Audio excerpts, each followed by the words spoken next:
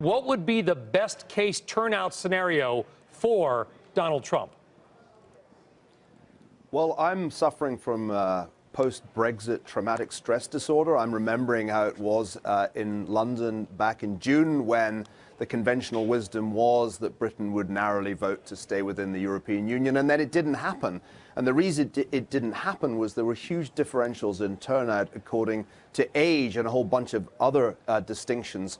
Donald Trump is polling very strongly with white voters, with male voters, with older voters, and with less well-educated voters.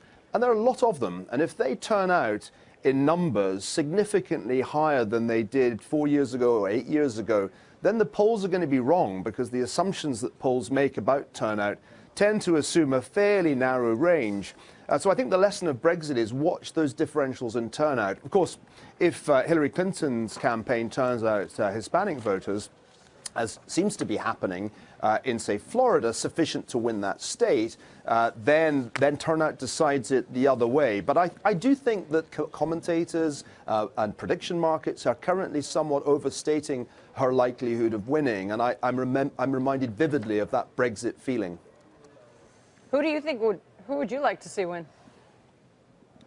Well, I have been from a very early stage one of those never Trump right-leaning commentators. I've long felt that he did not have the character to be the President of the United States. I could give you a very long list of reasons why. I'll take just one. On foreign policy, he would be a completely unknown quantity, but there's plenty of reason to worry about his peculiar bromance with the Russian President Vladimir Putin. So I've said, and I said this way back in April, that Hillary Clinton is best understood as the lesser evil. I'm not hugely enthusiastic about the prospect I want to underline, you were somebody presidency. who loved Margaret Thatcher, a fan of Ronald Reagan. You are what we would call right-wing in the United States.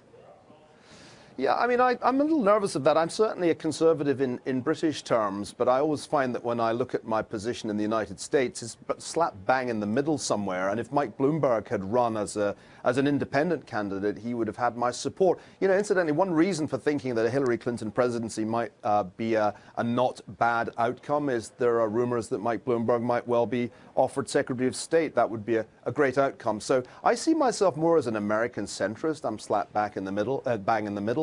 And so, when I view the spectrum, I have to say that on balance, and I've said this really all along, I would prefer Hillary Clinton to be president for all her flaws. Hey CNBC fans, thanks for checking out our YouTube channel. Here you're going to find videos packed with all of the information that you need to be smarter about your finances. You can subscribe by clicking right here and click on all the videos around me or the eye right here to watch the latest from CNBC. Thanks for watching.